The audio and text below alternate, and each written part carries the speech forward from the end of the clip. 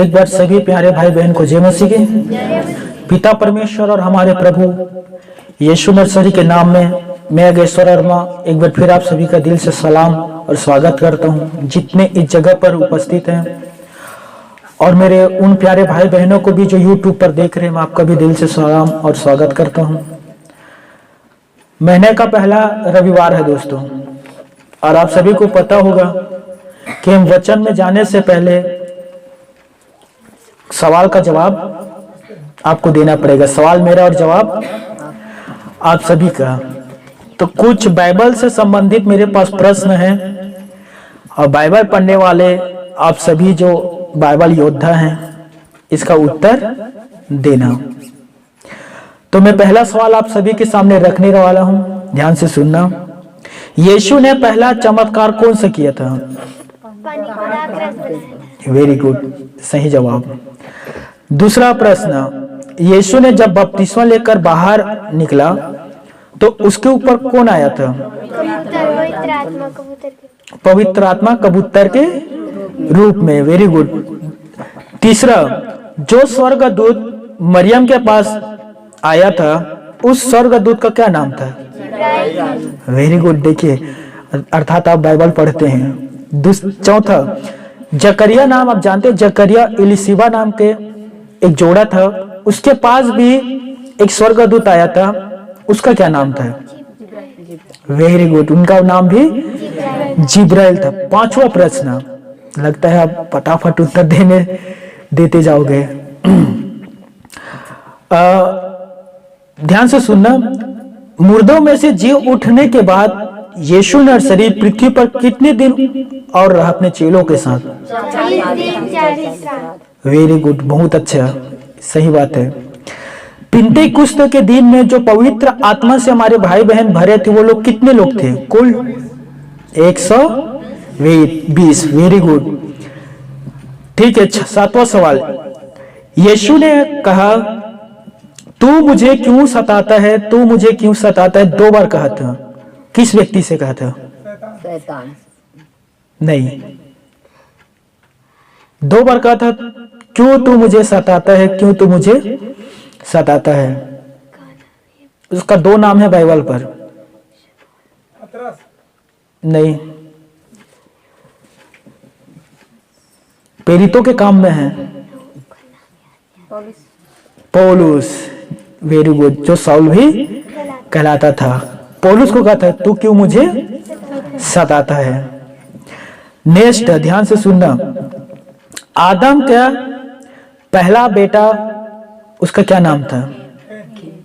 Very good, ध्यान से सुनना। आदम को किस में से बनाया था? मिट्टी से। Very good. किसका स्वरूप दिया था? परमेश्वर ने अपना स्वरूप दिया था। Very good. आखिरी प्रश्न, ध्यान से सुनना। आदम को परमेश्वर ने कहाँ रखा था? अदन की वाटिका में। Very good. आज लगभग एक के छोड़कर सभी प्रश्न के उत्तर आपने दिया। एक बार पिता परमेश्वर के लिए ताली बजाएं।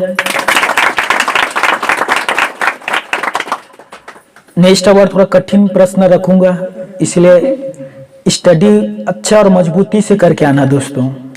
हालेलुया। तो आप मेरे साथ सभी निकालना, प्रेरितों के काम 2 अध्याय और उसका 44 पद, 44 पद।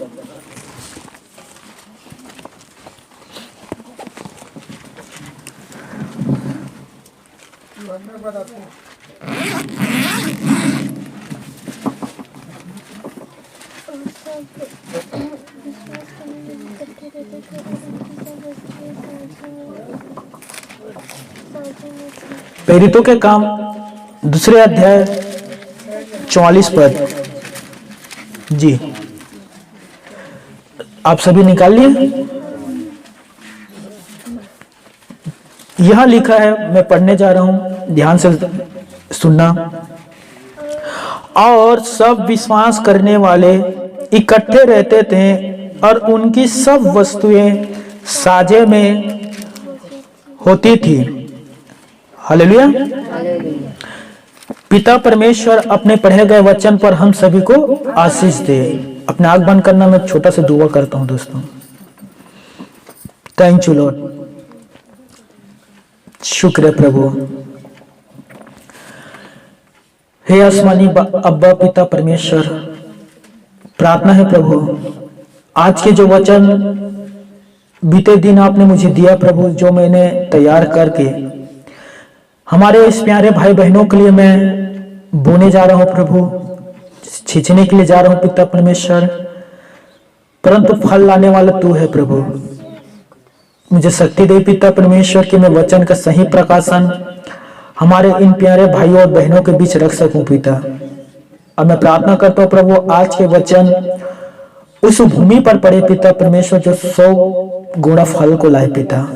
हमारे इन प्यारे भाई बहन आज के वचन से बहुत कुछ अपने आप में देखे और समझे और ग्रहण करे पिता परमेश्वर।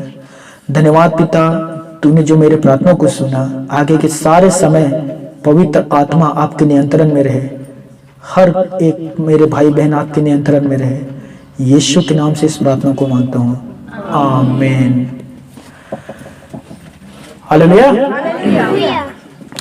वचन पर लिखा है दोस्तों, वे सभी इकट्ठे रहते थे। अब ध्यान से सुनना मेरे दोस्तों, पहले के विश्वासी हमारे भाई बहन एकजुट इकट्ठे रहा करता था दोस्तों, और वो लोग एकजुट होकर पिता परमेश्वर की महिमा को करते थे। समय असमय, याद रखना, उनके लिए कोई समय नियुक्त नहीं था दोस्तों कि चलिए पहले काम कर लेते हैं, काम फाइनल कर लेंगे, काम पहले होना चाहिए, फिर जाकर प्रभु के समय निकल गया तो जाकर हम आराधना करेंगे। ऐसा नहीं होता था दोस्तों। पहला स्थान उनके जीवन पर था पिता परमेश्वर का। पहले वो पिता परमेश्वर की इबादत करते थे, आराधना करते थे, वचन शेयर करते थे, उनके बाद फिर जो काम था उन्हें वो करते थे। हालेलुया। मान लीजिए आपको कल 4 बजे सुबह ट्रेन पकड़ना है। कितना बजे? अब कितने बजे घर से निकलोगे? मान लीजिए आपको बिलासपुर जाना है और लगभग 55 या 60 किलोमीटर दूर है वो, और 4 बजे सुबह ट्रेन पकड़ना है, तो कितने बजे निकलोगे घर से? पहले से निकलोगे ना। मुझे लगता है कि आप आधा घंटा पहले पहुंचने की कोशिश करोगे, राइट? ट्रेन मिस ना हो जाए, और ट्रेन यदि छूट गया तो आप उसे वापस भी नहीं ला सकते, गलती आपका यदि समय से नहीं पहुंचे तो। हालेलुया। आप ड्यूटी पर जाते हैं, मान लो मैं, मुझे याद है बहुत से यहाँ पास है जो हम लोग खेत पर जाकर काम करते हैं एक बनिहार के रूप में। 7 बजे सुबह आपको खेत पहुंचना होता है। कितने बजे घर से निकलते हैं दोस्तों? 7 बजे से पहले आप वहां पहुंचते हैं ना। देखिए, ध्यान से सुनना, प्रेरितों के जीवन को देखिए और हमारे जीवन को देखिए दोस्तों। यदि हम कंपेयर करते हैं ना, तुलना करते हैं, तो हम लोग बहुत नीचे हैं दोस्तों, बहुत नीचे आते हैं। प्रेरितों लोग परमेश्वर के लिए हमेशा एक्टिव रहते थे, तैयार रहते थे। सर्वप्रथम ईश्वर का स्थान होता था, उनके बाद वो काम करते थे। आपने कहा कि 2:30 बजे उठकर मैं तैयार होऊंगा, कहां जाऊंगा? ट्रेन पकड़ने के लिए, रेलवे फाटक जाऊंगा। 7 बजे यदि मुझे काम करने के लिए खेत में जाना है तो मैं 6:30 बजे निकलूंगा, राइट? आपने सोचा कि मैं 1 घंटा पहले उठकर पहले परमेश्वर की इबादत करूं, प्रार्थना करूं। 2:30 बजे मुझे तैयार होना है तो मैं 1:30 बजे उठकर पहले परमेश्वर की दुआ करूंगा, फिर मैं वो ट्रेन पकड़ने के लिए निकलूंगा। पहले मैं उठकर परमेश्वर की प्रार्थना करूंगा, उसके बाद मैं खेत जाऊंगा। आपने ये क्यों नहीं कहा दोस्तों कि पहले मैं प्रार्थना करूंगा? तो पहले क्या करेंगे? पहले खेत जाएंगे, उसके बाद फिर समय मिल गया तो प्रार्थना करेंगे। ऐसा नहीं होता मेरे प्यारे भाई और मेरी बहनों, ऐसे हम जीवन नहीं जी सकते। ये एक विश्वासी का लक्षण नहीं है कि चलिए पहले हमें काम बूता है, खेती किसानी है, ये सब चीज को कर लें, उसके बाद जाकर ये काम करेंगे। ऐसा नहीं होता दोस्तों, याद रख लीजिए। यीशु ने कहा, जो कोई मेरे पीछे चलना चाहे, संपूर्ण रीति से मेरे पीछे चलना चाहे, तो मेरे आज्ञा का पालन करे। जैसे मैं था, मेरे दास लोग थे, वैसे आपको भी बनना पड़ेगा दोस्तों। ये कभी ना सोचना कि पिंतेकुस्त के दिनों में था, 2000 लगभग 20 वर्ष पहले के दिनों में होता था।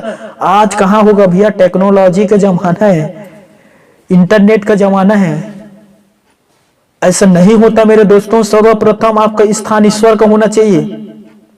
कोई काम करने से पहले आप पहले ईश्वर से आपको बात करना होगा। हालेलुया।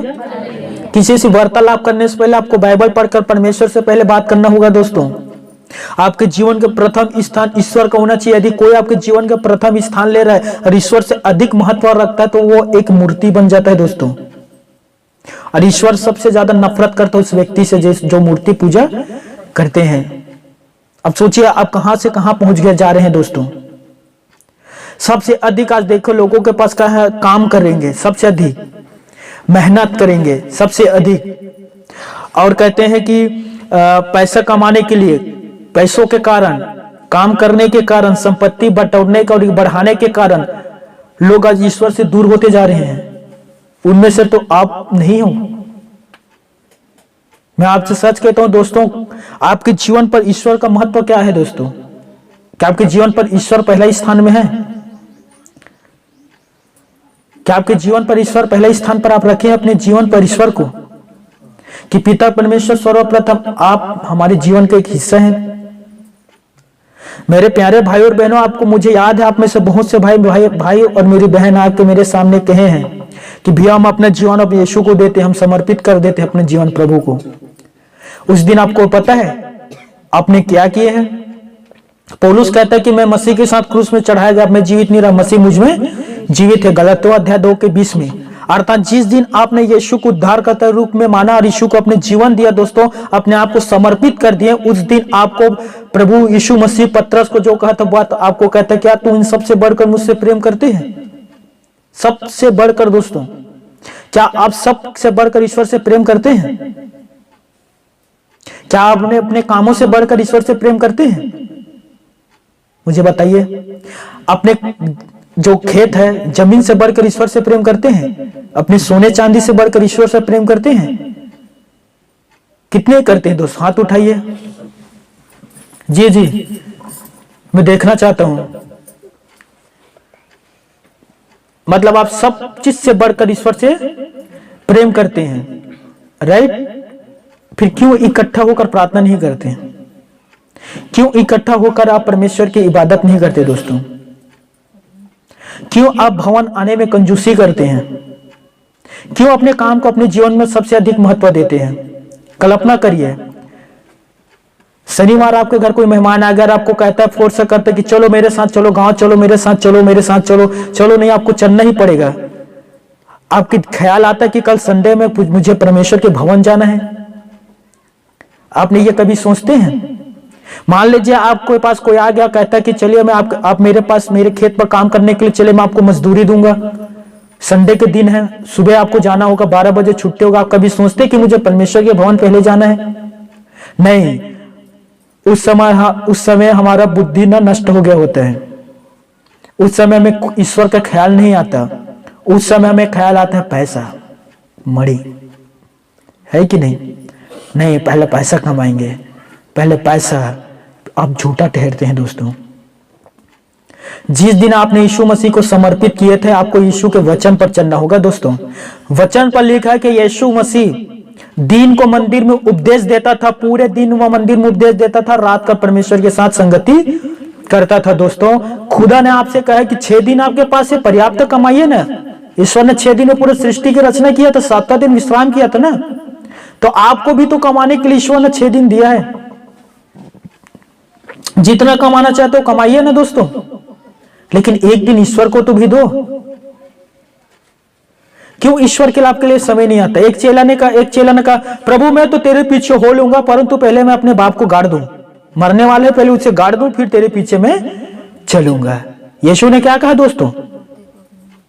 तू मेरे पीछे चले आ, अब मुर्दे को अपने मुर्दा गाड़ने दे। आप कौन में से चेले हैं दोस्तों?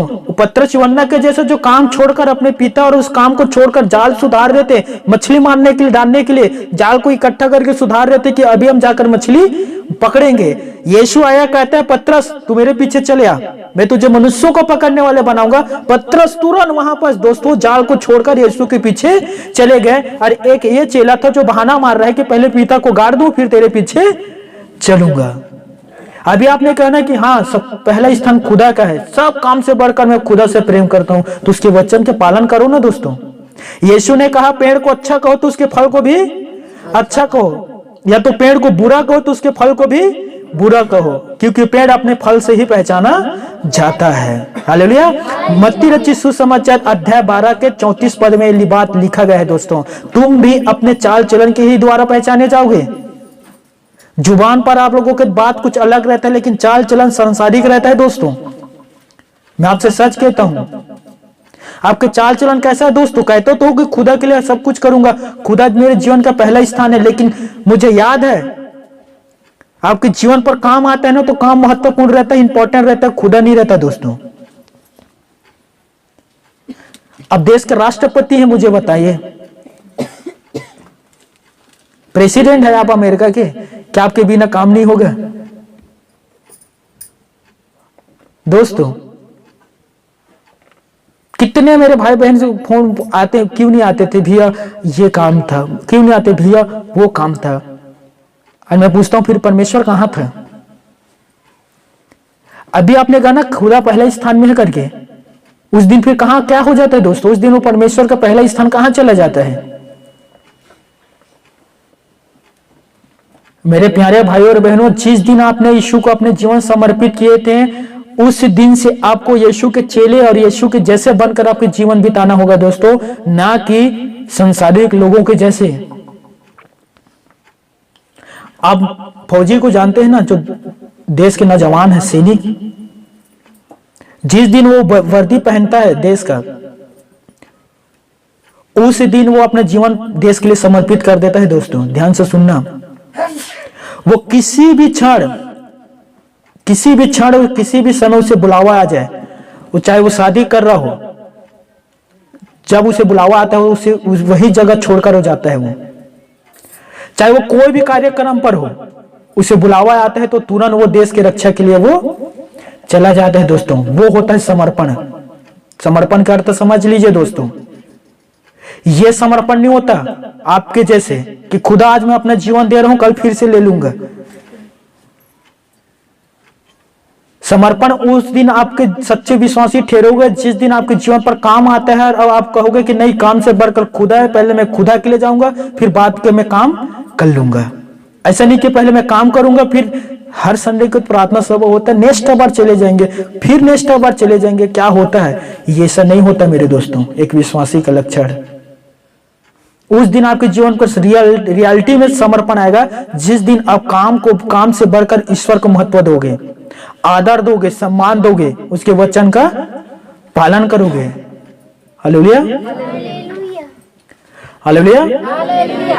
मेरे प्यारे भाइयों और मेरी बहनों, वचन पर लिखा है कि वे सभी विश्वासी इकट्ठे होते थे, जो कोई भी सुसमाचार पर सुनकर विश्वास करते थे और उद्धार पाकर प्रेरितों के साथ मिल जाया करते थे दोस्तों।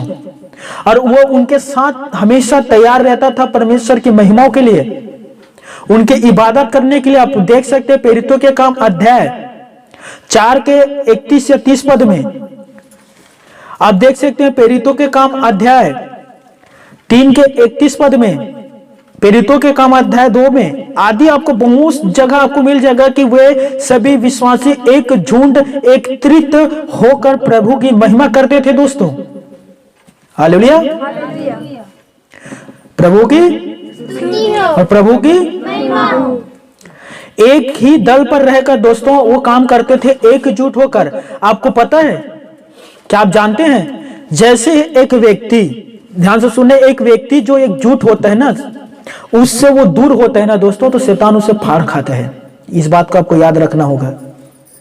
जब तक आप कलीसिया से, जब तक आप पिता परमेश्वर से जुड़े रहते हैं, आप सेफ रहते हैं, बचे रहते हैं दोस्तों। और जैसे ही आप झुंड से अलग होने की कोशिश करोगे, शैतान आपको फाड़ खाएगा दोस्तों। पत्रस पर यह बात लिखा गया है, वो गरजने वाले सिंह के समान है दोस्तों। वो उसमें भी बहुत सारे शक्ति है दोस्तों। आकाश के 1/3 के अपने पूंछ में खींचने का सामर्थ्य रखता है वो दोस्तों। शैतान को मामूली ना समझना दोस्तों उसे। हालेलुया। और जो कोई भी ध्यान से सुन लीजिए, जैसे आप झुंड से अलग हुए ना, फिर वो आपको फाड़ खाएगा दोस्तों। देखिए मेरे साथ आप सभी चलिए निकालिए। सबोदेशक पुराने नियम पर है, ये आपको मिलेगा। नीति वचन के बाद आता है 9वां अध्याय और उसका माफ करना सबोदेशक 4था अध्याय 9 और 10 पद।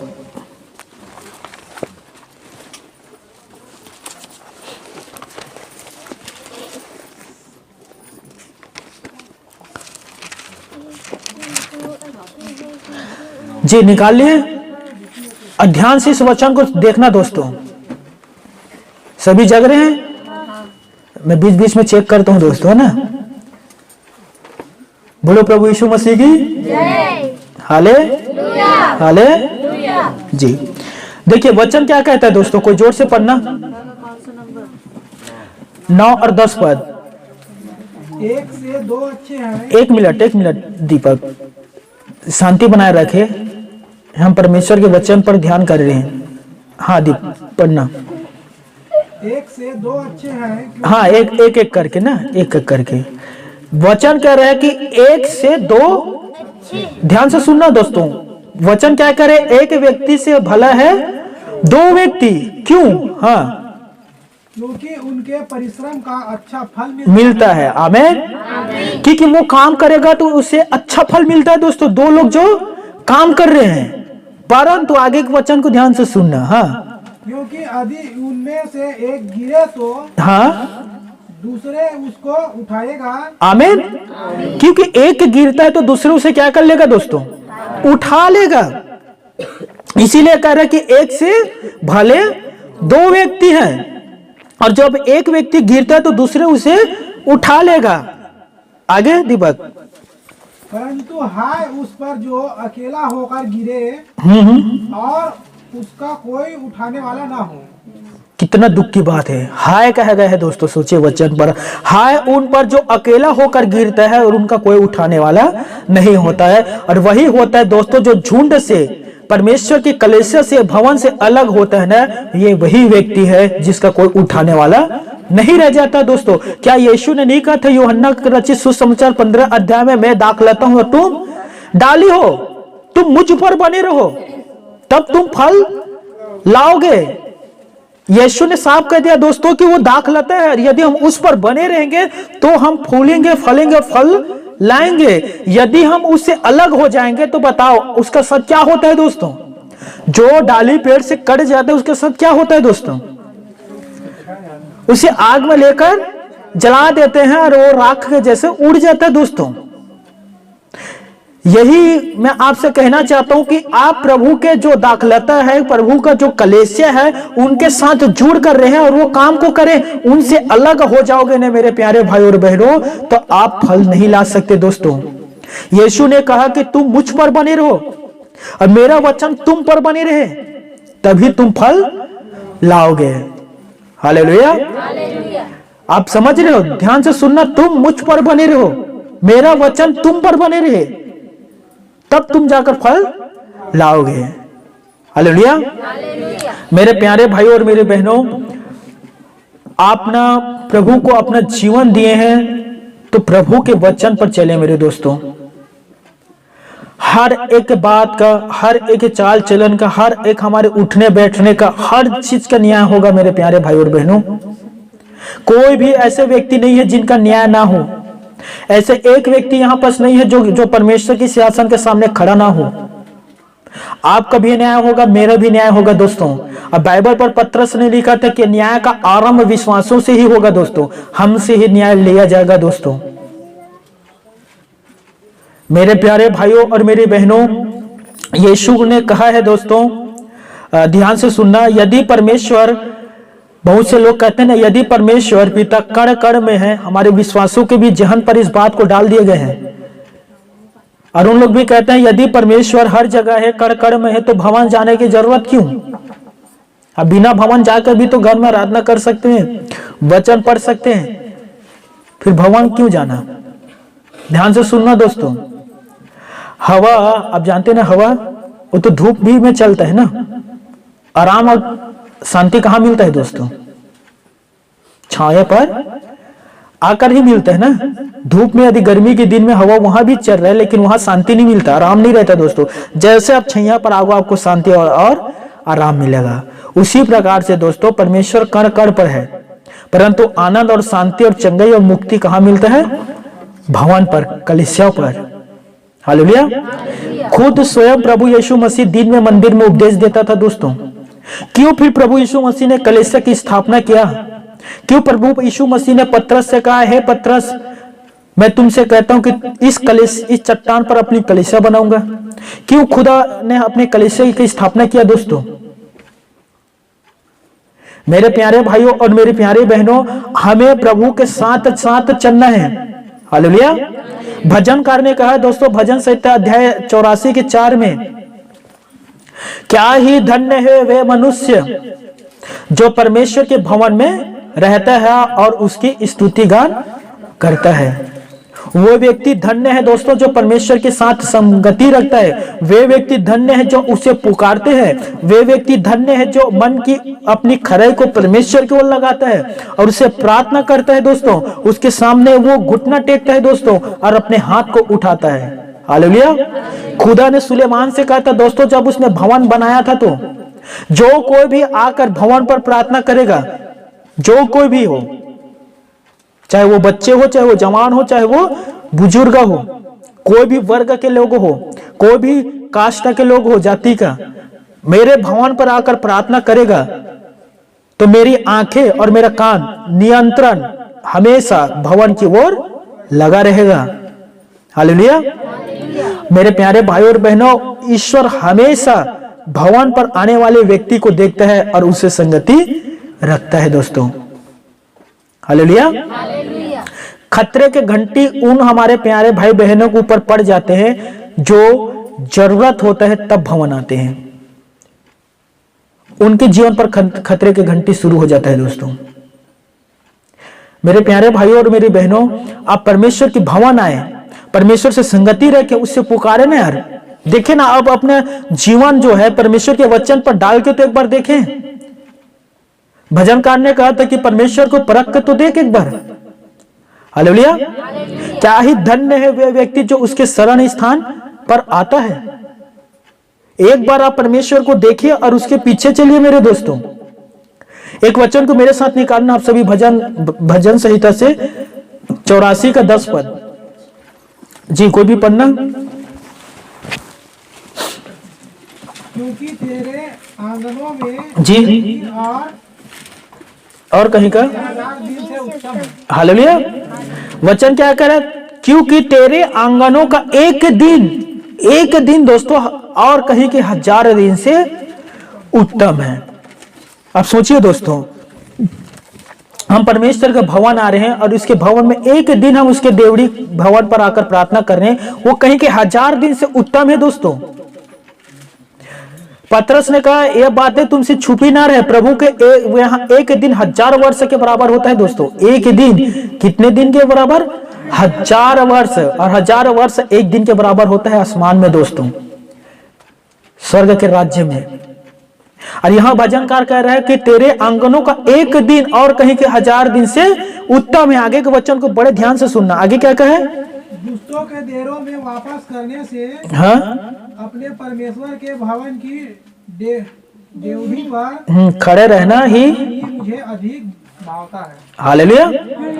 यहाँ लिखा है दोस्तों, दुष्टों के डेरों में वास रहने से परमेश्वर के भवन की देवड़ी पर खड़े रहना ही मुझे अधिक भाता है। हालेलुया। हमारे बहुत से भाई होते हैं ना, देखिए आज भी यहाँ प्रचार हो रहा है, आप लोग आकर वचन परमेश्वर का सुन रहे हैं, लेकिन बहुत से हमारे भाई तो दुष्टों के साथ मिलकर गप्पे सप्पे लड़ा रहे होंगे।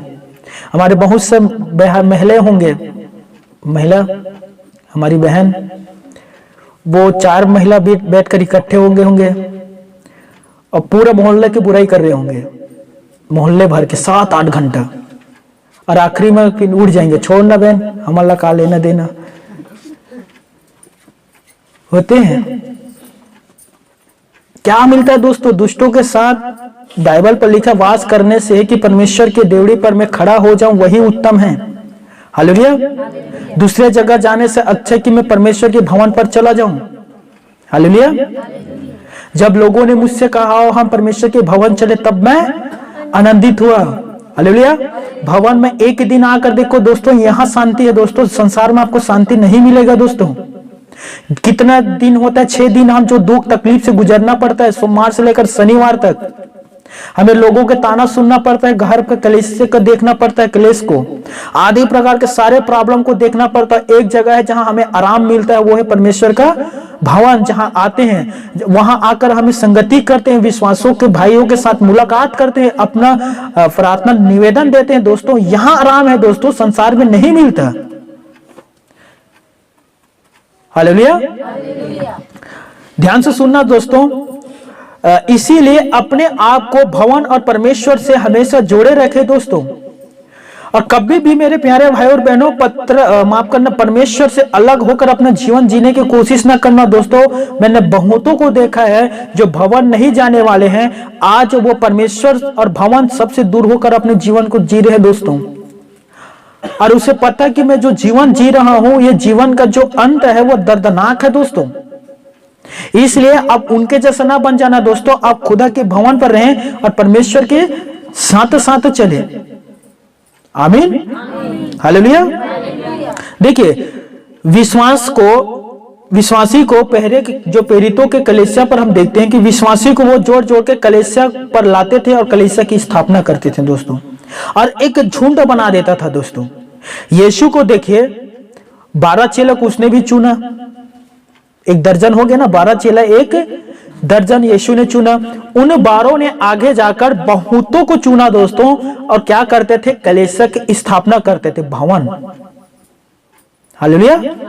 और वही जिम्मेदारी हमारा भी है दोस्तों, कि हम इकट्ठे रहें, संगति रखें, जैसे अभी प्रभु भोज है, रोटी तोड़ें और कलीसिया की स्थापना करें। पूरे रात हम लोग प्रार्थना करते रहे। जो बीते रात है, शनिवार और रविवार का जो रात है, हम लोग यही दुआ करते रहे। आप में से बहुत से लोग सोए हुए थे, हम आपके लिए प्रार्थना कर रहे थे दोस्तों। सोचिए, अच्छे खर्राटे लेकर सोए, ऐसे इसलिए नहीं कि परमेश्वर पिता चाहे वो सोता रहे चाहे वो जागते रहे, परंतु वो भी उठा लिया जाए। हालेलुया। तो मेरे प्यारे भाई और बहनों, हम प्रार्थना करते हैं दोस्तों कि आपको परमेश्वर बरकत दे, आपको संभाले, आपको आगे बढ़ाए। हमें पता है कि प्रार्थना के पावर क्या होता है दोस्तों, शक्ति। और प्रार्थना की, और इस क्षेत्र के जो बंधन है उसे तोड़ने जा रहे हैं दोस्तों। और अधिक से अधिक अब होल नाइट रात्रि प्रार्थना सभा होगा दोस्तों। देखिए, हमारे बहुत से भाई है, हमारे बहुत से बहन है जो पूरे रात हम लोग प्रार्थना किए, अभी भी 10 बजे प्रार्थना किए, और हमारे चेहरे पर एक रौनक है, कोई उनिंदापन नहीं है। हम कोई क्या कहते हैं छत्तीसगढ़ी में, उंघावत नहीं हन। वह तो जगते हन। यीशु ने कहा, जगते रहे मन के जगते हुए मन के उखड़ा ले जाही। तो हम लोग क्या है, जगते। बीच बीच में छत्तीसगढ़ी डाल देता हूं। हालेलुया। तो मेरे प्यारे भाई और बहनों, हम आपको भी चाहिए कि आप प्रेरितों के साथ, जैसे वो विश्वासी भाई लोग संगति रखते थे, आपको भी अभी के जो हमारे विश्वासी भाई बहन हैं उनके साथ संगति रखें और आगे बढ़ें। ठीक है, मैं यहाँ एक बात बता रहा हूँ, फिर मैं वापिस आऊंगा। जब मैं बिलासपुर गया प्रभु के भवन, और जब मैं बाइबल पढ़ना शुरू किया, और मुझे 100% पता चल गया कि यीशु ही उद्धार करता है। ध्यान से सुनना। तो मैंने एक निर्णय लिया दोस्तों, और मैंने ईश्वर से कहा, प्रभु अब मैं बहुत कम सोऊंगा। हमारे बहुत से भाई लेजी रहते हैं, आलसी, खाते ज्यादा है, बहुत अधिक सोते हैं। और ध्यान से सुनना दोस्तों, इंसान अपने जीवन के एक हिस्सा भाग 25 वर्ष लगभग सोते हुए बिगाड़ देते हैं, पूरा चले जाते हैं। सोचिए, 25 वर्ष सिर्फ सोने में चले गए। अब पता है, घोंघा करके कहता है ना, घोंघा जानते हैं ना, कहीं कहीं मिलते हैं घोंघा, क्या कहते हैं, सेल। ठीक है, घोंघा आप जानते हैं ना, वो 3 साल तक सोता है दोस्तों। सोचिए, 3 साल तक। और इंसान अपने जीवन के एक हिस्सा 25 वर्ष सोने में बिता देते हैं। जब मैं खुदा के पास गया और मैंने यीशु को जब मैंने पहचान लिया ना, तो मैं कहा कि खुदा, मैं नींद से समझौता करता हूँ, मैं अधिक से अधिक नहीं सोऊंगा। और ये 2000 लगभग 15 की बातें हैं दोस्तों, और 21 चल रहे हैं। मैं बहुत कम सोता हूं दोस्तों, ज्यादा से ज्यादा 5 या 6 घंटा हो गया, उससे अधिक नहीं। और प्रभु से कहा, प्रभु मुझे पता है कि एक दिन इंसान मरेगा, मरता है ना, इंसान का जन्म जैसे सत्य है तो मरना भी अटल है। तो मुझे पता था कि एक दिन हर एक व्यक्ति को मरना है। तो मैंने सोचा, प्रभु क्यों ना मैं जिंदा हूं तो अधिक से अधिक समय आपको दूं, और मरने के बाद तो उसे भी आपके पास ही आना है। यह मैंने समझौता किया दोस्तों प्रभु के सामने, और वो समझौता अभी भी चल रहा है और आगे भी भविष्य में चलता रहेगा। अब अपने जीवन के देखिए कितने घंटे आप सोते हैं। मैं एक रात को पूरा सोएंगे, 8-9 बजे सो जाएंगे या 10 बजे, 7-8 बजे सुबह उठेंगे। सोचिए कितने घंटा सो गए, 8 से 10 घंटा। दोपहर में अलग से और सोएंगे। और यही लोग हैं जो बाइबल और प्रार्थना नहीं करते और बाइबल नहीं पढ़ते। याद रखना दोस्तों, प्रभु आ जाएगा और जो जाग रहे उसे उठा कर ले जाएगा, आप सोते रह जाओगे। वो 10 कुंवारी के दृष्टांत में आप जानते हैं ना, 5 जो थे बुद्धिमान थी, मसाले के साथ वो तेल लेकर प्रभु की इंतजार कर रहे थे, और 5 जो थी आलसी थी, मसाले तो लिया परंतु अपने साथ तेल नहीं लिया दोस्तों, बाइबल पर लिखा है। और वे सब ऊँघाने लगे और सो गए। और बाइबल पर लिखा है, आप पढ़ सकते हैं मत्ती 25 में, आधी रात को धूम मची, दूल्हा आ रहा है। हालेलुया। अभी तो लोग डीजे बजाते हैं, दूल्हा आते हैं तो हमारा प्रभु आएगा तो आधी रात को, हालेलुया, दूल्हा आ रहा है। तो फिर विश्वासी अपने आप को तैयार करेंगे जल्दी जल्दी। मंगनी हो गया दोस्तों। हमारी बहन ने बहुत अच्छा बात किया कि जो बपतिस्मा लिए कहें आपका मंगनी अब हो चुका है, हालेलुया। बस अब सपने के दुनिया पर रहो कि हमारा दूल्हा कब आएगा, हालेलुया। एक शादी होते तो आप लोग तैयार रहते ना, हाथों पर मेहंदी लगाना, सुरमा लगाना, लिपस्टिक लगाना, गाल पर पाउडर लगाना, बाल को संवारना, अच्छे कपड़ा पहनना, इंतजार करना दूल्हा रहा है होता है दोस्तों। बाइबल पर लिखा है कि अपनी झुर्रियां, अपनी बीमारी, अपनी समस्याओं को दूर कर लीजिए और उस दूल्हा का इंतजार करिए, हालेलुया। जैसे 5 बुद्धिमान जो स्त्री थी दूल्हा का इंतजार कर रहा था। बाइबल पर लिखा है कि आधी रात को दूल्हा आया दोस्तों, सोचिए आधी रात को, हालेलुया। और जो समझदार थी वो उठी, मसाले लिए, तेल लिया और अपने उसका जो मसाला था उसे बुझने दिया नहीं दिया, विश्वास को दोस्तों, वो विश्वास उनका जलता रहा, हालेलुया। और 5 मूर्ख थे, उसके जो मसाला था वो बुझने वाला था दोस्तों। समझदारों के पास जाकर कहते हैं, मूर्ख हमें भी कुछ तेल दे दे कि क्योंकि हमारे मसाले बुझने वाले हैं। समझदारों ने कहा, तुम्हारे लिए और मेरे लिए पर्याप्त नहीं है, इससे अच्छा कि बेचने वाले के पास जा मोल ले ले। और उन लोग गए, दूल्हा आया जो तैयार था उसे लिया और अपने साथ लेकर चले गया, दरवाजा बंद कर दिया दोस्तों, हालेलुया। ध्यान से सुनना, तैयार रहना क्यों हमें जरूरी है। हम लोग मूर्ख नहीं है जो रात भर जग जग कर दुआ कर रहे हैं। ध्यान से सुनना दोस्तों, हमें भी नींद आता है, नींद को मारना पड़ता है दोस्तों। ऐसे नहीं है कि हम लोग पागल नहीं है कि रात रात भर जग कर हम लोग परमेश्वर की भजन गा रहे हैं। हमें तैयार रहना होगा दोस्तों, इस मूर्खों को जैसे नहीं होना चाहिए, आलसी। यीशु मसीह ने अपने दासों को एक डांटा था जब 10 तोड़े के दृष्टांत आप जानते हैं ना, एक को 5 दिया था, एक को 3, एक को मेरे ख्याल से 2 या 1 दिए थे। उसमें कहता, हे मूर्ख आलसी, आलसी नहीं बनना है हमें दोस्तों, हालेलुया। और देखिए वो 5 बुद्धिमान प्रभु के साथ आनंद के साथ उसके विवाह के भोज में चले गए दोस्तों, खा रहे हैं, एंजॉय कर रहे हैं। और 5 जो मूर्ख थे वो तेल खरीदने के लिए गए, आराम से आए, दूल्हा के दरवाजा को खटखटा, हमारे लिए भी खोल दे प्रभु, हमें भी अंदर आने दे। अंदर से आवाज आया, मैं तुमसे सच सच कहता हूं, मैं तुम्हें नहीं जानता। याद रखना दोस्तों, यदि आप प्रभु में नहीं हैं, कलीसिया से जुड़े हुए नहीं हैं, और जब मन पड़ता चलो कलीसिया जाते हैं, जब मन पड़ता कलीसिया नहीं जाते, क्या है हमें, उस दिन प्रभु आपसे भी कह देगा कि मैं तुम्हें नहीं जानता। तुम हो कौन? तुम्हारे पास्टर भले जानता होगा तुम्हें परंतु मैं नहीं जानता, उस दिन आप कहोगे प्रभु मैं हूं, मैंने दुष्ट आत्मा को निकाला था आपके नाम से, बड़े बड़े दुष्ट आत्मा को, एक ही दिन में 50 दुष्ट आत्मा निकाला था, वो मैं हूं। आप कहोगे प्रभु अद्भुत चमत्कार किया थे, शरीर में एक अंग नहीं था, उसके शरीर पर अंग आ गया, प्रार्थना किया। मैं हूं जो भविष्यवाणी किया था कोरोना वायरस आएगा करके 2020 में कोरोना वायरस आया था, वो मैं हूं। यीशु कहेगा दोस्तों, हे झूठ बोलने वाले कुकर्मी लोग, मैं तुम्हें नहीं जानता।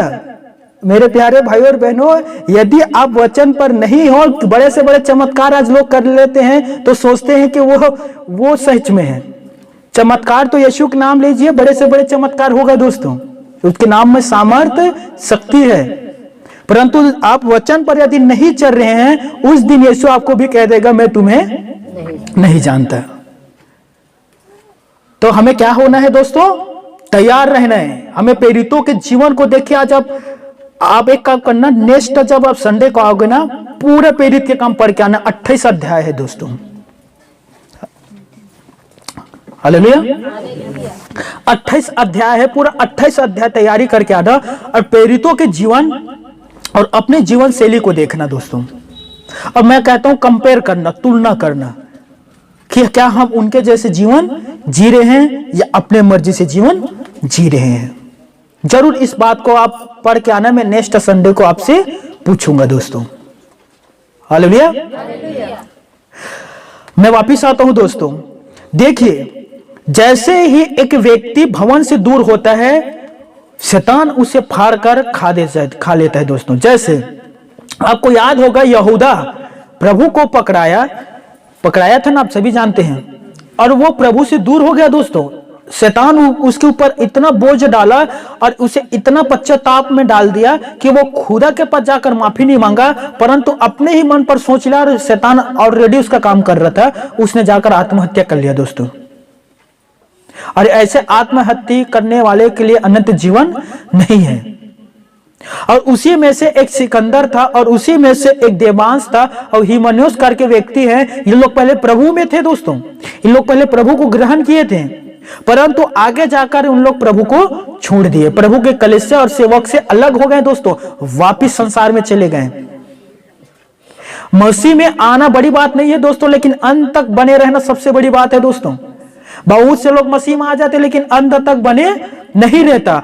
यहां भी बहुत से ऐसे लोग आए हैं जो प्रभु को ग्रहण किए हैं, लेकिन वो आगे जाकर प्रभु को छोड़ दिए, कलीसिया को छोड़कर आज संसारिक जीवन जी रहे हैं दोस्तों। परंतु मैं एक बात 100% मैं कहता हूं, उन्हें पता है कि उनके काम का उन्हें जो दंड दर्दनाक मिलेगा दोस्तों। तो उनके जैसे हमें नहीं बनना है दोस्तों। याद रखना दोस्तों, जब तक आप दल में हो, कलीसिया से जुड़े हुए हैं, आप बहुमूल्य हैं दोस्तों। आपके लिए परमेश्वर पे तो बहुत सारे आशीष रखे हैं, लेकिन जैसे आप कलीसिया से दूर अलग हो जाते हैं, आज्ञा के पालन नहीं करते, आप ना एक कचरा बन जाते हैं दोस्तों। झाड़ू आप देखिए ना, झाड़ू जब तक वो एक में जुड़ा रहता है, बंधा रहता है, वो कचरा साफ करता है। आप लोग खुद साफ करते हैं घर पर, लेकिन जैसे वो बंधन से अलग हुआ, वो खुद कचरा बन जाता है दोस्तों। ध्यान से सुनना, मैं बार बार इस उदाहरण को आपके सामने रखा हूं। आप लोग जानते होंगे अंगूर का उदाहरण मैं कितने बार आपको दिया हूं ना। एक अंगूर जो गुच्छा में रहता है, उसका दाम अभी पता नहीं कितना है, परंतु मैं अनुमान लगा सकता हूं 150 रुपए किलो। जो गुच्छा में है उसका कितना किलो है? 150 रुपया। और कोई यदि गुच्छा से वही अंगूर टूट कर बाहर आ जाता है, उसका 100 रुपए किलो हो जाता है। 50 या कुछ उससे और कम या ज्यादा हो सकता है, यह अनुमान है। होता है कि नहीं दोस्तों? एक गुच्छा में उसका ज्यादा रेट, एक गुच्छा से टूट जाता है उसका कम रेट, क्यों? वो भी तो अंगूर है ना, और उसी में से टूट कर आया है, उसका रेट क्यों कम हो गया दोस्तों? उसका महत्व क्यों कम हो गया दोस्तों? उसी प्रकार से आपके साथ भी होता है दोस्तों। जैसे आप परमेश्वर के भवन से और परमेश्वर की संगति से आप दूर हो जाते हैं दोस्तों, आप तो वही आदमी कहलाओगे, आप मनुष्य ही कहलाएंगे, दानव नहीं बन जाएंगे। बड़े बड़े दो सिंह नहीं कहलाएगा, वो नीडा टीवी में दिखाते हैं वैसे, ठीक है। 10 से माफ करना, कुछ ज्यादा सिर नहीं आ जाएगा आपका। ध्यान से सुनना दोस्तों, आप भी मनुष्य ही कहलाएंगे, लेकिन आप कलीसिया से दूर हो जाएंगे ना, लेकिन आप यीशु के देह में नहीं जुड़े रहेंगे, यीशु के कलीसिया में नहीं जुड़े रहेंगे। आप मनुष्य विश्वासी भी कहला लेंगे। बहुत से लोग अपने आप को विश्वासी कहलाते हैं, भवन नहीं जाते, फिर भी कहते हैं हम विश्वासी है, लेकिन यीशु जानते हैं रियलिटी में वो विश्वासी नहीं है। वो कब का प्रभु के देव से अलग हो चुका है। मैं डाक लेता हूं, मुझ पर बने रहो। प्रभु ने कहा मुझ पर बने रहो, नहीं बने रहोगे तो मैं छांट कर अलग कर दूंगा। क्यों? क्योंकि तुम दूसरे को भी गंदा कर दोगे। एक मछली पूरे तालाब को गंदा कर देता है, और यीशु कभी नहीं चाहता कि कोई भी उसके देह को गंदा करे। इसलिए यीशु ने कहा मुझ पर बने रहे तो तू फलवंत होगा। यदि नहीं बना रहता तो देख मेरे पास काटने का औजार है, मैं काट कर तुझे अलग कर दूंगा। छटनी बोले जाते इसे, छांट कर अलग कर दूंगा। हालेलुया। समय बहुत कम है, वचन ज्यादा है दोस्तों। मैं प्रभु ने जो वचन कहा था मैं उसे कह देता हूँ। पेन है, घर पर जाकर देख लेना। मत्ती रचित सुसमाचार अध्याय 13 का 47 पद, 47 पद, उसमें यीशु ने कहा स्वर्ग के राज्य के विषय में। यीशु ने कहा दोस्तों, स्वर्ग के राज्य उस मनुष्य के समान है जिसने अपना जाल समुद्र में डाला। वहां लिखा है, देख लेना, स्पष्ट है दोस्तों। और हर एक प्रकार की मछली को पकड़ ले आया। ध्यान से सुनना दोस्तों।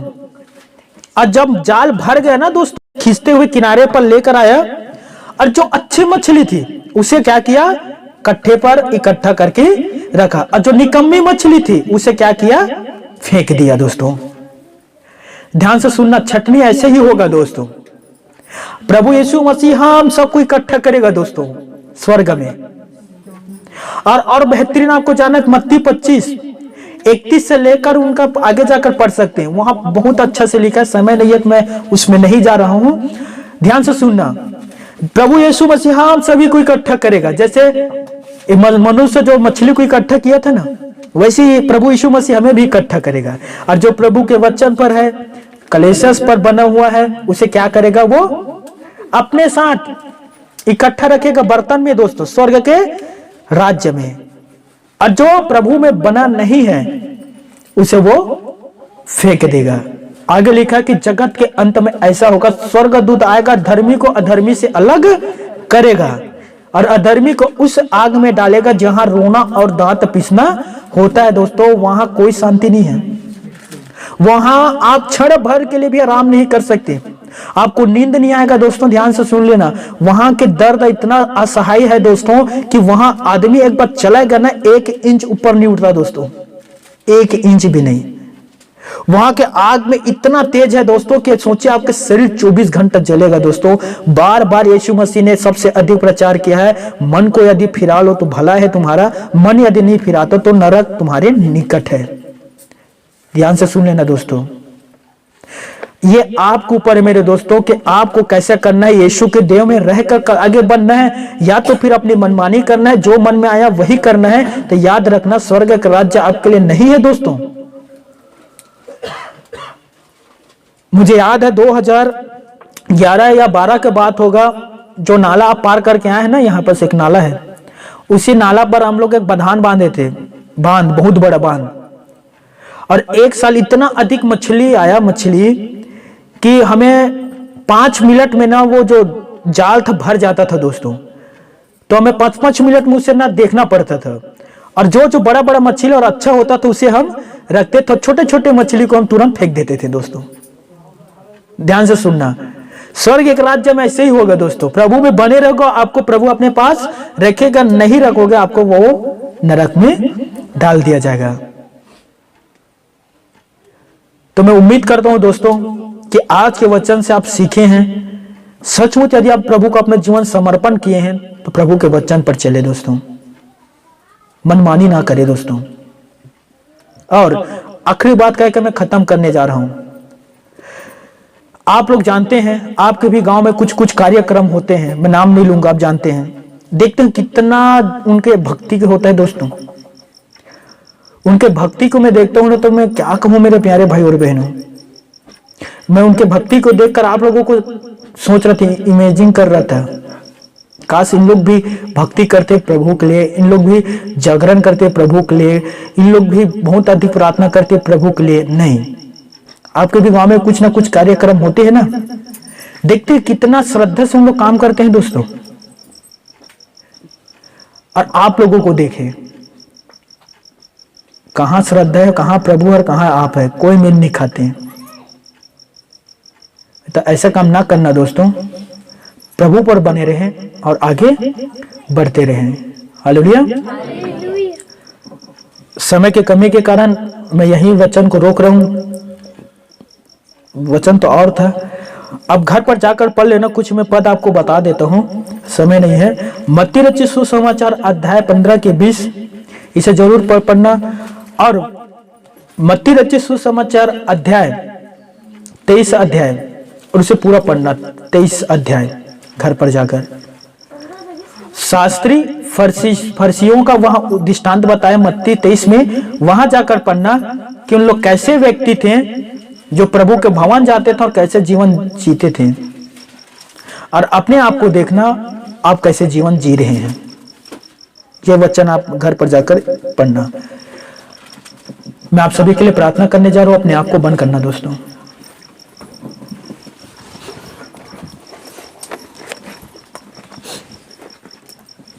जी, अपने आंखों को बंद कर लेना। धन्यवाद तो आसमानी पिता परमेश्वर, महान महान महान पिता परमेश्वर, ब्लेसिंग आशीषों से भरने वाले पिता परमेश्वर, आत्मा जिलाने वाले पिता परमेश्वर, मैं प्रार्थना करता हूं प्रभु, हमारे इन सभी प्यारे भाई बहन ने आज के वचन को बड़े गहराई से सुना प्रभु। प्रार्थना है पिता परमेश्वर, आगे बढ़ने के लिए इन्हें आशीष दे प्रभु। और प्रार्थना करता हूं पिता परमेश्वर, इतना आशीष दे पिता परमेश्वर, शक्ति सामर्थ्य दे कि आपके वचन पर संपूर्ण रीति से चले पिता परमेश्वर। पहला स्थान आपका ही होने पाए पिता परमेश्वर, कोई भी उस स्थान को छीन ना ले पिता परमेश्वर। इन्हें बरकत दे पिता परमेश्वर, आशीष दे पिता परमेश्वर। और प्रार्थना करता हूँ खुदावन, यदि इनके शरीर में कोई भी प्रकार के रोग हो पिता परमेश्वर, समस्याएं हैं पिता परमेश्वर, वो यीशु मसीह के नाम से दूर हो जाए प्रभु। छू के चंगाई दे पिता परमेश्वर, सारे प्रॉब्लम इनके शरीर से यीशु के नाम से दूर हो जाए। Touch Jesus name. धन्यवाद पिता, प्रार्थना को सुनने के लिए, चंगाई को देने के लिए पिता परमेश्वर। सारा आदर महिमा सम्मान गौरव अधिकार आपको ही देते हुए पिता परमेश्वर, धन्यवाद के साथ इस दुआ को प्रभु यीशु मसीह के नाम से मांगते हैं, आमीन। God bless you. प्रभु आप सभी को आशीष दे, आमीन।